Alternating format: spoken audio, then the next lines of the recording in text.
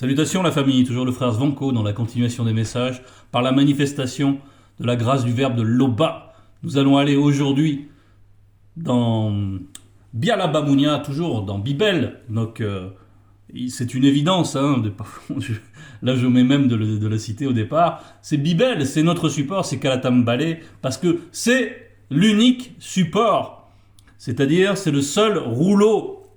Bibel, donc Kalatambale, ça comprend aussi tous les rouleaux qui émanent du seul enseignant qui est Zulu Lassan. Et là, c'est notre recueil, c'est notre support.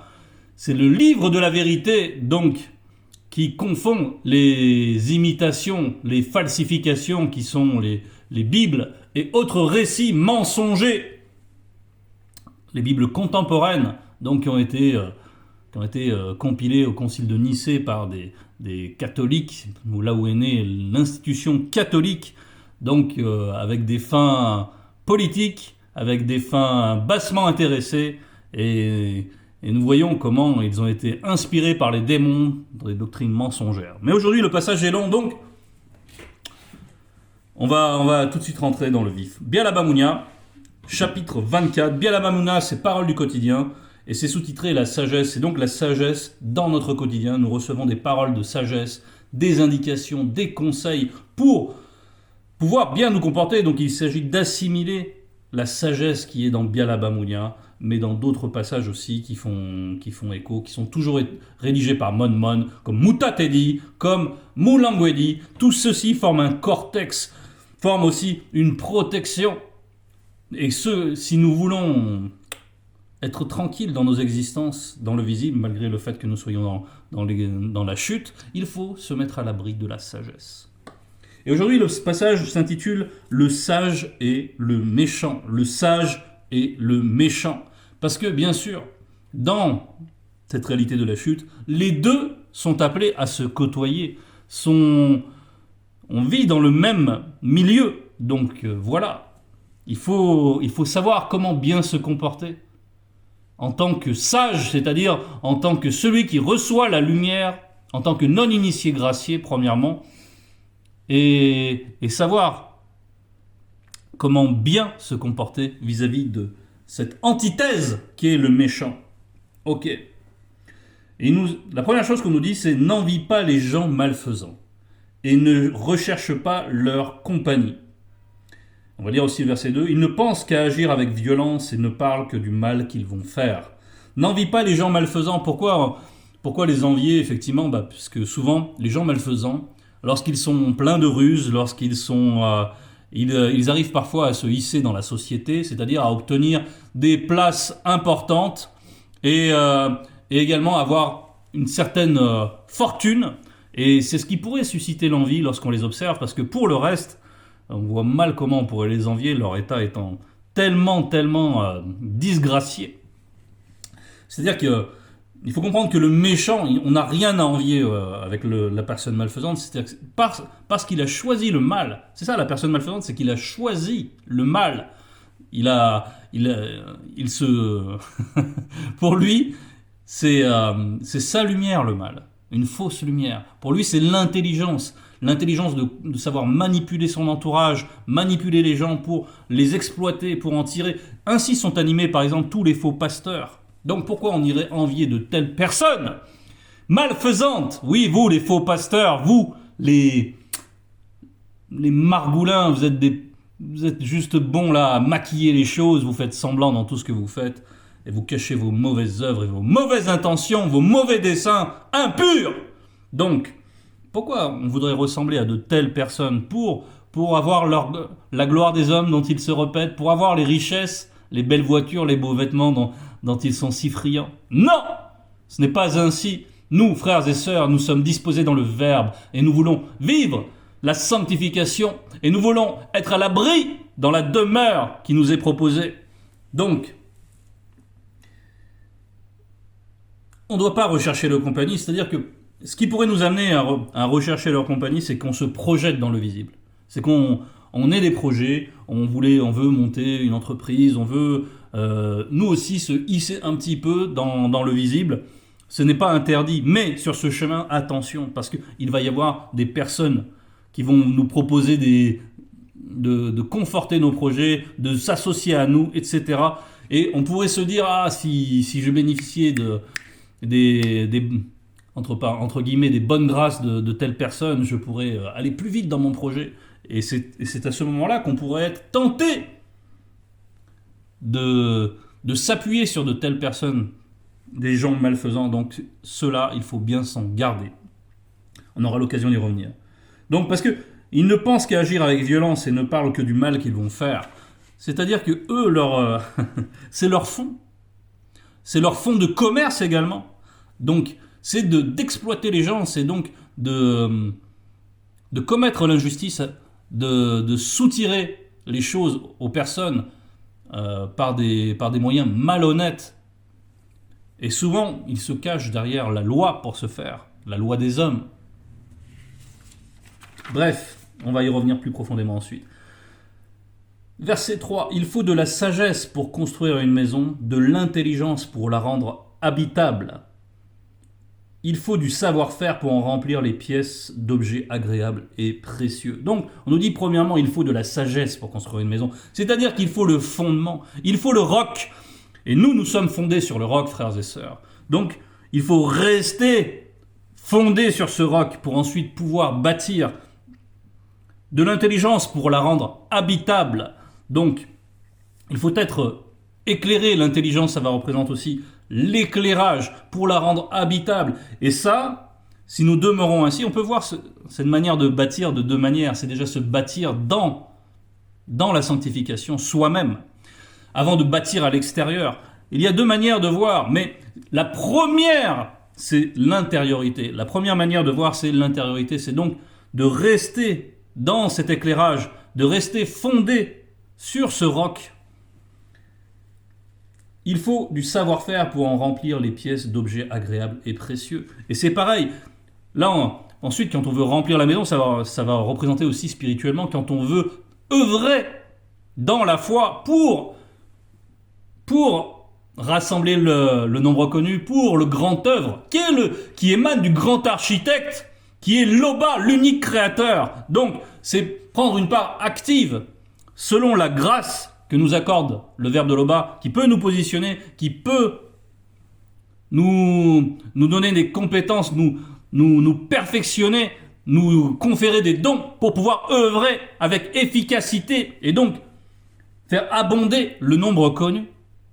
Donc, on peut voir aussi les choses spirituellement, mais on peut aussi les voir. Ça marche aussi dans nos projets concrets, comme on a évoqué, avoir une entreprise, etc. Il faut tout faire selon la sagesse. Mais la première chose, c'est l'intériorité. Donc, c'est important de voir toujours ces deux aspects. Verset 5. La sagesse d'un homme connu fait sa force. L'expérience augmente son pouvoir. La sagesse d'un homme connu fait sa force. Oui, parce qu'un homme sage, c'est-à-dire connu, selon le verbe, un homme sage selon le verbe peut conduire beaucoup de personnes. Il est un modèle. Et quand on dit un homme, ça vaut aussi pour les femmes. Nous sommes d'accord. On n'est pas là dans les religions dépourvues d'intelligence qui aiment avilir les femmes. Non, ça la vaut bien sûr pour les femmes aussi. Donc la sagesse d'un homme connu fait sa force. C'est-à-dire que ça n'a rien à voir avec la force de ceux qui veulent se positionner comme des héros, etc. Bon, non. On nous dit que la sagesse d'un homme connu vaut mieux que la force des héros. Ça aussi, c'est dans Bialaba Mounia. Donc, l'expérience augmente son pouvoir. C'est-à-dire que non seulement on a été fondé dans la sagesse, c'est-à-dire qu'on a bien recueilli tous les conseils, qu'on a bien recueilli, on a bien consulté tous les conseils, on a vraiment fait en sorte de se laisser transformer par le verbe pour bien les assimiler. On a été dans la prière pour qu'il y ait une efficience, pour que la connaissance nous ait vraiment imprégnés et nous ait transformés. Et ensuite, en plus, dans nos vies, nous mettons en application et donc nous recueillons une expérience. Et avec l'expérience, on affine encore notre pouvoir d'action. Voilà tout ce que procure le verbe. Et il ne faut pas douter de cela, frères et sœurs. Nous sommes rayonnants dans ce monde et nous agissons avec efficacité, nous marquons les consciences, nous impactons, pourvu que nous vivions réellement la sanctification, que nous soyons fondés sur le roc. Et on nous dit ensuite, un autre conseil, ne pars pas spirituellement en guerre sans en avoir délibéré selon le verbe. Virgule. Car un grand nombre de conseillers assurent la victoire. Et ça, c'est valable à bien des écarts, parce que là on nous dit ne pars pas spirituellement en guerre. Qu'est-ce qui pourrait nous motiver à partir spirituellement en guerre? Ce n'est pas que nous sommes initiés dans l'art de la sortie, mais non, il y a d'autres manières de partir spirituellement en guerre. C'est quand par exemple nous voulons exiger justice par rapport à une partie quelconque. Lorsque nous voulons obtenir justice, et il se peut que nous ayons hâte que cette justice soit menée promptement à son terme. Non, il faut faire attention. À ce moment-là, il faut prendre patience. Il faut prendre conseil, parce qu'il y a des manières d'agir. Il faut faire tout avec sagesse. Et donc, pour faire tout avec sagesse, il y a une bonne manière de faire les choses, c'est de prendre conseil. Prendre conseil auprès de gens valeureux, c'est-à-dire qui sont déjà dans le verbe. Parce qu'on nous dit sans en avoir délibéré selon le verbe. C'est-à-dire qu'il y a des personnes qui sont positionnées pour donner des conseils, les exhortants, etc. Et il y a bien sûr la source, notre Mouledi, le seul enseignant. Lorsqu'il nous est donné de pouvoir demander conseil, nous savons que nous avons bien des occasions, frères et sœurs, de poser des questions au Mouledi. Donc, nous avons cette grande richesse et ensuite il faut estimer ces conseils. Attention. Parce qu'après, on peut avoir d'autres considérations, on va entendre d'autres choses, d'autres échos des personnes qui sont extérieures au verbe, qui vont aussi nous donner des conseils. Mais là, il va falloir faire preuve de discernement. Par exemple, si après on consulte un professionnel, un avocat, peu importe, il va vous aussi donner des conseils. Mais vous allez prendre la partie des conseils de cet avocat qui correspond aux conseils qui ont été donnés dans le verbe. Et vous allez enlever l'autre partie. Et vous allez agir ainsi. Vous allez collecter plusieurs conseils que vous allez tout centrer par rapport au verbe. Parce qu'il faut que tout soit conforme à la juste doctrine pour obtenir justice. C'est ainsi qu'il faut procéder. Et c'est très efficace d'agir ainsi.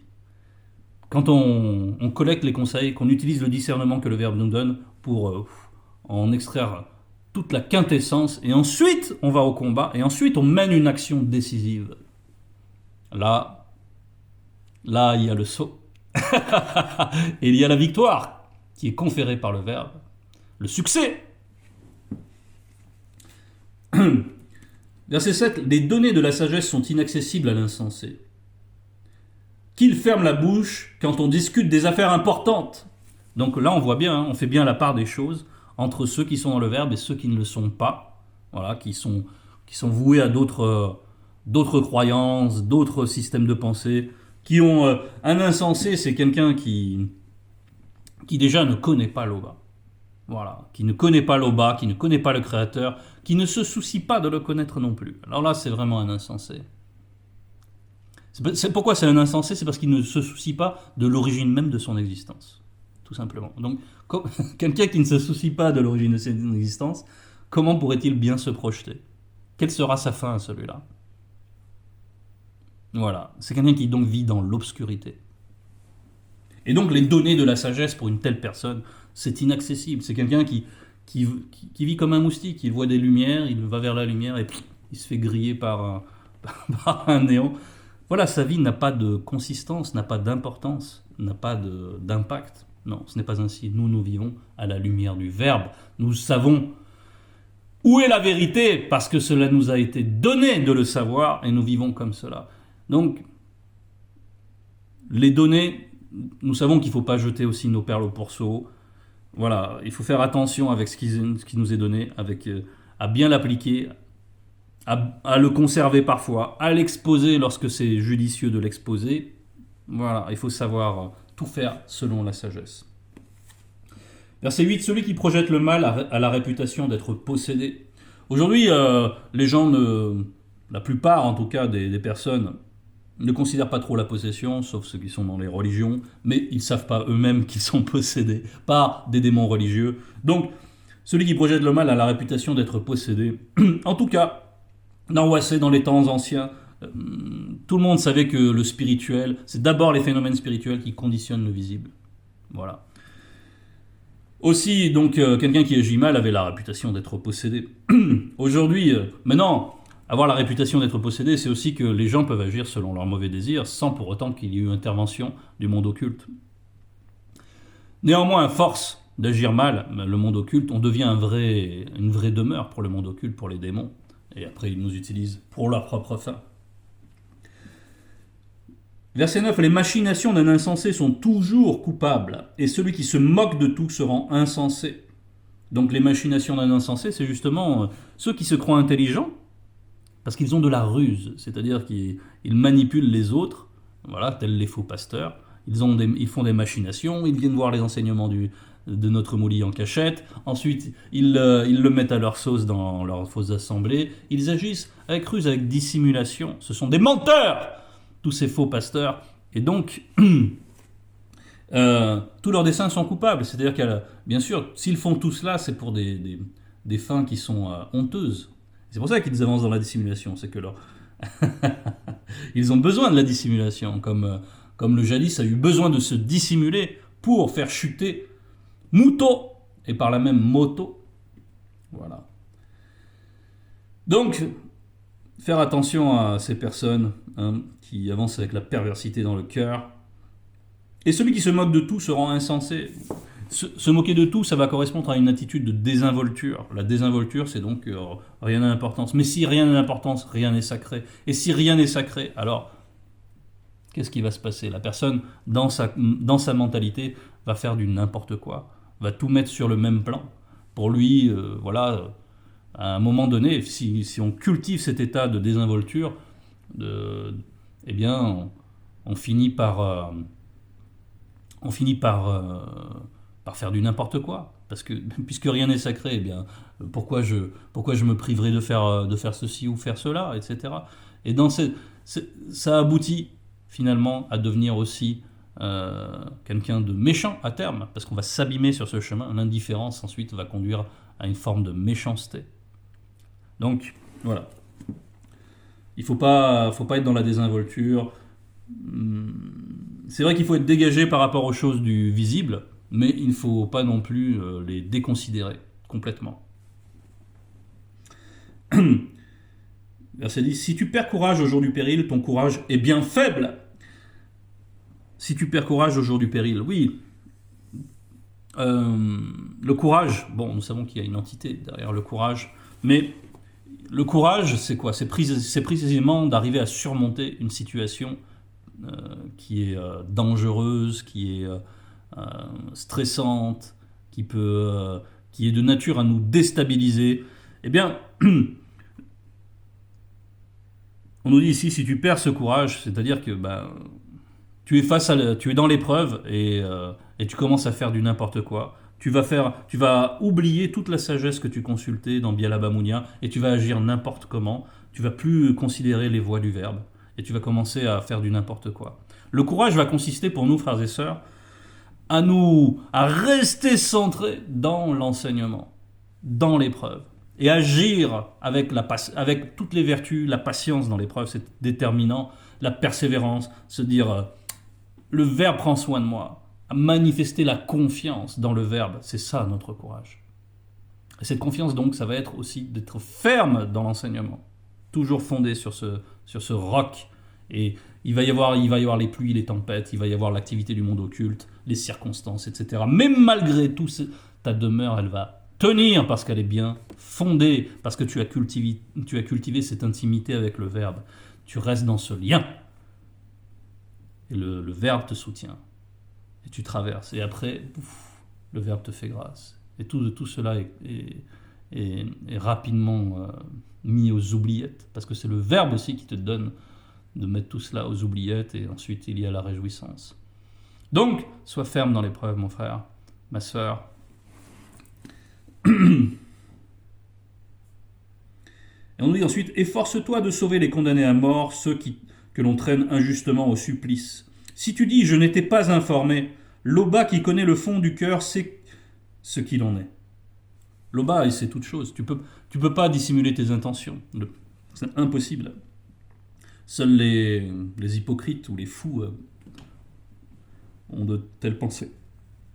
Il connaît tout, Son verbe rend justice à chacun selon ses actes. Donc là, on nous parle de nous efforcer de sauver les condamnés à mort, ceux qui sont traînés injustement au supplice. On peut se rappeler, il y a un passage de Bible qui met cela particulièrement en exergue, c'est quand Mukaisedi vient au secours de Dipaki. Et je ne vais pas évoquer ce passage, je laisse mes frères et sœurs aller se remémorer tout cela dans la lecture. Voilà. Tant pis pour ceux qui sont que de passage, il suffit de vous procurer Bible pour aller vous réjouir à la source. On nous dit ensuite, verset 13, « Mange du miel, mon fils, car le miel fait du bien et le goût t'en sera agréable. » Mange du miel, mon fils, car le miel fait du bien et le goût t'en sera agréable. Mais rappelle-toi que la sagesse aussi est bonne pour ton existence. Si tu arrives à la pratiquer, tu auras un avenir. Ton espérance ne sera pas déçue. Donc là, vraiment, on est dans le cœur de notre message aussi. Mange du miel, donc on nous parle d'un aliment qui est raffiné, qui est puissant, qui procure un plaisir assez intense lorsqu'on s'en délecte, donc c'est le miel. Et ensuite, on nous met en parallèle la sagesse. Le miel va représenter aussi donc un aliment physique, n'est-ce pas? Et donc on retrouve les deux plans, le physique et le spirituel. Donc c'est bien de vouloir se réjouir physiquement, c'est bon de le faire, il faut savoir le faire, c'est très important, il faut savoir se faire du bien dans le monde physique, mais il faut le faire selon le verbe. C'est pour ça qu'on dit, mais rappelle-toi que la sagesse aussi est bonne pour ton existence. Mais là, on part du visible et on va vers la sagesse. C'est aussi notre chemin de transcendance. C'est-à-dire nous partons du visible et nous savons quelle est notre véritable demeure, cette demeure qu'on a évoquée avant. Donc, il faut se rappeler aussi que Mouledi est une demeure. Zululassan représente aussi une demeure. Donc, mais rappelle-toi que la sagesse est bonne pour ton existence. Si tu arrives à la pratiquer, donc tu auras un avenir, c'est-à-dire que tes projets, etc., ton avenir réel, c'est le salut. Et il ne faut pas que, si tu es dans le confort, si tu es bien aisant matériellement, etc., il faut que toujours le but du salut, ta vie avec le verbe prime. Parce que le verbe de Loba, ça doit être ton rocher, ça doit être ta source, ça doit être ta lumière, ça doit être le principal de ton existence. Mais aussi, bien sûr, en chemin, et le verbe prend plaisir à cela, en chemin, tu peux aussi te faire plaisir dans le visible. Il faut savoir le faire avec sagesse. Verset 15, « N'essaie pas, tel un malfaiteur, de t'approprier par la ruse la maison d'un honnête homme. Ne le prive pas de son domicile. » Donc, n'essaie pas, tel un malfaiteur, n'agis pas comme eux, de t'approprier par la ruse la maison d'un honnête homme. Comment on pourrait faire cela? Il suffit d'avoir un petit peu de pouvoir, d'être huissier, d'avoir de l'argent, etc., et d'avoir de l'influence. Et on pourrait utiliser... Il y a des personnes, les personnes malfaisantes souvent se cachent sous le prétexte de la loi des hommes pour pouvoir faire de mauvaises choses, et notamment dépouiller la veuve, l'orphelin, capter des héritages. On sait qu'il y a des personnes qui sont très aguerries dans ce domaine. Les pasteurs, on peut les mettre parmi eux, parce qu'ils aiment aussi capter les héritages, capter la richesse, tondre leurs brebis jusqu'à l'os, jusqu'au sang. Allez, ils aiment ça, attention. Donc il ne faut pas qu'on leur ressemble. Donc il ne faut pas utiliser le prétexte de la loi des hommes pour de mauvaises fins. Par contre, il faut savoir utiliser la loi des hommes pour servir les desseins aussi selon le verbe. Car le verbe de Loba parle cependant tantôt d'une manière, tantôt d'une autre. Les données de la sagesse sont inaccessibles à l'insensé, et il est certain que les personnes mal intentionnées tordront ce que je viens de dire par la manifestation de la grâce du verbe de Loba. Et vous, frères et sœurs, vous êtes éclairés, vous comprenez. Donc il ne le prive pas de son domicile. Bon, bien sûr, pourquoi tu vas aller retirer à un honnête homme? Il suffit que l'honnête homme, il ait eu des problèmes pour payer, et boum, tu voudrais tout de suite lui soutirer son domicile pour pouvoir, toi, en jouir, pour pouvoir le louer pour des fins accessoires. Enfin, vraiment, ça, c'est mal agir. Non, au contraire. Quelqu'un de bien intentionné, c'est que c'est un honnête homme, bah, il va lui proposer des solutions, on va échelonner, tu vas pouvoir payer en plusieurs fois, on va échelonner tes paiements, etc. Et si la personne est honnête, il fera tout pour se mettre en règle. Voilà. Verset 16, un honnête homme peut tomber très souvent à cause d'une porte d'entrée qu'il a involontairement ouverte. Involontairement ouverte. Il s'en relève toujours quand celle-ci finit par se fermer grâce au verbe de Loba. Mais les malfaiteurs sont terrassés spirituellement par l'adversité. Donc on voit ici que le verbe, tout d'abord, juge à l'intention. Il faut pas, là vraiment, il faut pas se duper par rapport à ça. Le verbe de Loba regarde tout d'abord à l'intention. Tout d'abord. C'est ce qui prime dans la manière d'estimer les choses. Et c'est ce que nous devons faire aussi, nous aussi, dans notre manière de discerner les choses, de discerner la gravité d'une faute, de discerner tel ou tel comportement. Qu'est-ce qui motive véritablement la personne? Quelle était son intention première? Voilà. Donc on voit ici que le verbe de Loba est patient. Il manifeste la patience dans la sanctification aussi pour nous, frères et sœurs. Donc, pourvu que tu sois honnête, parce qu'on nous dit un honnête homme, pourvu que tu sois sincère dans ta marche, même si tu as du mal à refermer une porte, sache que le Verbe le fera pour toi. Manifeste la persévérance. Ne laisse jamais, parce que le Verbe de Loba est immensément bon, et même par-delà, Loba est par-delà la manifestation de la bonté. Donc, persévère. Fais confiance au Verbe. Le Verbe agit. Agis, toi aussi, sois honnête, sois persévérant, et le Verbe agira. Même si ça fait longtemps, car nous avons dit, le Verbe manifeste la patience. Même si ça fait longtemps que tu cherches à fermer cette porte, continue ta marche. Fermement, relève-toi, toujours, pas toujours dans la prière, pas toujours te confier dans le Verbe. Mais les malfaiteurs sont terrassés spirituellement par l'adversité. Ouais. Bon, ben, quel refuge ils ont, les malfaiteurs? Quel refuge ils ont, les malfaiteurs? Qui va les soustraire au jugement à la fin? De toute façon, personne. Personne n'est au-dessus du pouvoir du Verbe de Loba. Mais déjà, ils auront des tribulations dans le visible. Parce que souvent, voilà, on va y venir d'ailleurs. On y reviendra un petit peu, au verset 19. Verset 17, ne te réjouis pas charnellement lorsque ton ennemi tombe. Ne saute pas de joie lorsqu'il succombe sous le malheur. Donc là, on nous demande de ne pas nous réjouir charnellement lorsque notre ennemi tombe.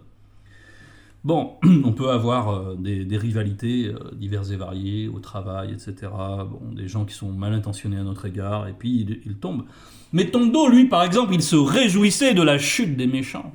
Oui, mais seulement sa réjouissance n'était pas charnelle, elle était spirituelle. Car il faut avant tout, en cela, lorsque notre ennemi tombe, se réjouir de la justice. C'est cela, se réjouir spirituellement, de la manifestation de la justice, de l'action du Verbe qui permet de confondre les mauvaises intentions des gens malfaisants. Et ça, c'est normal de se réjouir de cela. C'est vraiment une très grande joie. Donc, ça, c'est bon, c'est la bonne part. Mais maintenant, il ne faut pas... voilà, on voit que la personne est dans la souffrance, on se délecte, allez, vas-y, allez, enfonce-toi encore, on aurait envie de lui écraser la tête avec le pied. Non, ce n'est pas ainsi. Ce n'est pas ainsi. On ne doit pas être ainsi, cultiver une forme... Parce que là, on cultiverait une forme de cruauté. Ce pourquoi, il est dit au verset 18, « Car sa colère se détournerait sur toi. » Parce que quand tu es ainsi animé, ah ben là, est-ce que ce sont vraiment les vertus du Verbe que tu manifestes? Non. Donc, la conséquence est celle-ci. Hein. Car sa colère se détournerait sur toi. Parce que tu manifestes des choses qui sont inspirées par le monde occulte. On nous dit aussi, verset 19, « Ne t'excite pas au sujet de ceux qui font le mal et n'envie pas les méchants. » Ne t'excite pas au sujet de ceux qui font le mal et n'envie pas les méchants. C'est parfois dur, c'est parfois difficile parce que c'est vrai que les médias nous offrent toujours des spectacles affligeants, des gens qui sont sans sans foi ni loi, qui sont honorés, mis aux places d'honneur partout, qui continuent à faire le mal et qui semblent prospérer par là même. Mais ça, c'est qu'une apparence. Il faut vraiment aller au-delà de cela. Parce que même s'ils font bonne figure dans les caméras, même s'ils ont beaucoup de richesses, etc., ils peuvent être profondément malheureux. Et déjà, ils sont privés de la joie véritable. Ça, c'est une garantie. Ce que nous avons, nous, déjà dans la marche, nous sommes, par la connexion au Verbe, nous pouvons toujours nous ressourcer dans la paix et dans la joie et dans l'amour, constamment, dans la méditation, dans la prière. Ceux-là, eux, ils sont coupés de cela. Ils n'ont que des desseins mauvais, ils n'ont qu'un horizon, un horizon limité. Ils vivent comme des rats dans une cage. Ils ont l'intelligence obscurcie. Nous sommes éclairés. Nous savons vraiment que le spirituel est à la racine de tout. Et nous allons vers notre demeure. Donc, il ne faut pas s'exciter à cause de tout cela. Voilà. On va prendre Moulanguedi qui en parle. Moulanguedi.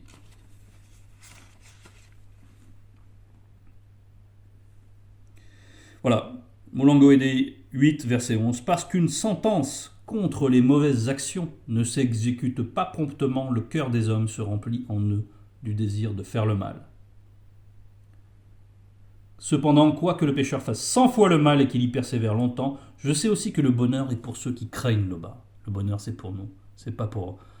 Les autres sont forcément dans l'incomplétude. Nous avons... par ce lien que nous avons avec le bas, c'est pas que nous soyons dans la complétude, parce que ça viendra dans la grande consommation, mais nous en avons des acomptes, nous avons les arts de l'esprit. Et en cela, nous goûtons le bonheur, ici-bas, si vraiment nous marchons honnêtement. Parce qu'ils ont la crainte du respect qui lui est dû. La crainte du respect qui lui est dû à l'Oba. Donc ça va représenter vraiment quelqu'un qui vit sa foi, qui a la vie qui vit spirituellement. Donc, on voit ici que parce qu'il y a vu qu'on a l'impression qu'ils prospèrent, les méchants, etc., non seulement ça peut nous exciter, mais en plus ça peut causer l'envie. Et il faut pas faire cela. Il ne faut pas se mettre à considérer qu'ah tiens, il prospère, finalement il lui arrive rien, il a 90 ans, il a jamais eu de soucis dans sa vie. Non, ça c'est une vision superficielle des choses. Comme on l'a dit, si ça se trouve ses enfants lui crachent au visage, ça se trouve il est extrêmement malheureux, ça se trouve il a une femme qui lui fait une vie impossible, qui n'est là que par intérêt. Comment goûter le bonheur dans ces conditions? C'est pas la richesse qui va vous bouquer cela. Ça se trouve, il a une mauvaise santé. Ça se trouve, voilà. Donc, il faut pas juger de manière superficielle. Et là, on nous dit, ils n'ont aucun avenir. Voilà aussi la grande différence. Ils n'ont aucun avenir. Leur âme est éteinte, bien sûr. Leur âme est éteinte parce qu'ils n'ont pas le rapport avec le mundi, ils n'ont pas ce lien. Verset 21, mon fils, respecte le verbe de l'Oba et le roi initié. Ne t'associe pas à ceux qui veulent tout changer. Donc, ici, on nous dit, respecte le verbe de l'Oba et le roi initié. Respecte l'ordonnancement du verbe. Respecte l'ordonnancement, c'est ce qu'il y a de sous-jacent. Ne t'associe pas à ceux qui veulent tout changer, donc les révolutionnaires. Donc, mettons, voilà, on est face à diverses choses, divers phénomènes. Par exemple, on peut estimer que le président de la République agit de manière inique, etc. Et on a envie de changer ça. Alors, il y a des gens qui vont se proposer de créer des mouvements révolutionnaires, de tout remettre à plat, mais ils ne savent même pas ce qu'ils vont faire après. Donc, ça peut être tentant de vouloir, nous aussi, agir... par une voie très directe, par la politique, par des actions de manifestation, etc. Mais nous, il vaut mieux se préserver de cela. Nous, il vaut mieux nous confier dans l'ordonnancement des choses selon le Verbe. Le Verbe prend soin de nous, de chacun de nous. Le Verbe manifeste la justice. Il y a un temps pour chaque chose. Et il vaut mieux vivre par cette sagesse que de vouloir s'associer à des gens qui prétendent vouloir tout changer et qui en fait bien souvent n'aspirent qu'à une chose, c'est pouvoir jouir des privilèges de celui qui est en place. Donc s'associer à ces gens-là, c'est prendre un risque. Beaucoup d'entre nous enfin, en tout cas certains d'entre nous, ont voulu suivre ce chemin. Et souvent, ils vont prioriser ensuite des combats qui ne sont pas prioritaires selon le Verbe. Le combat prioritaire, c'est la marche à la sanctification. C'est aussi de faire connaître le message, de diffuser, de témoigner, d'avoir un bon comportement pour bien témoigner. Voilà ce qui est important. Verset 22, car les novateurs, non initiés, blancs et sans mêlée, peuvent être anéantis soudainement. Et qui sait quel désastre Mounima Bekokisedi peut susciter contre eux. Les novateurs qui sont non initiés, blancs et sans mêlée. Donc ceux-là, on les a vus agir à bien des époques. Ce sont aussi ceux-là qui voulaient bâtir une pyramide pour ensuite recevoir l'illumination occulte. Donc attention, les novateurs, c'est ceux donc qui veulent tout changer. Les novateurs, c'est ceux qui veulent instaurer aussi le nouvel ordre mondial. C'est ceux qui veulent prendre des lois contre nature, qui veulent contredire l'ordre établi par le Verbe. Pourquoi s'associer à ces gens-là? Pourquoi prendre part à tout cela? Bien sûr, souvent sous des bons prétextes. Il y a un proverbe qui dit « On n'attire pas les mouches avec du vinaigre ». Bien que nous n'ayons rien à voir avec des mouches. Mais en tout cas, il faut faire attention à tous ces faux drapeaux. Et ceux qui proposent de tout chambouler, etc. Attention, prudence. Et voilà, et ne pas s'investir dans ces choses-là parce qu'on ne peut ne pas avoir la vue de là où cela mène. On ne peut ne pas considérer les desseins cachés des personnes qui professent, qui vont tout changer au nom de la justice, du bien. Tels sont les paradigmes de l'écologie, etc. Et on voit qu'aujourd'hui, maintenant, l'écologie mène à faire du compost avec des corps humains, etc., etc. On voit toutes les défiances arriver, l'euthanasie, tatati, tout ce qui contredit l'ordre établi. Voilà. C'était le message, frères et sœurs. Donc, en résumé, il faut faire attention à comment on s'implique dans le visible. Il ne faut pas dans le désir de réaliser nos projets dans le visible, s'associer n'importe comment, de manière à se compromettre et à compromettre notre marche, notre projet de vie réelle, c'est-à-dire de salut. C'est celui-là qui doit primer en tout. Et on doit bien sûr manifester la sagesse afin de se prémunir des contaminations éventuelles dans la réalisation de nos projets. C'était le message. Toute gloire à l'Oba.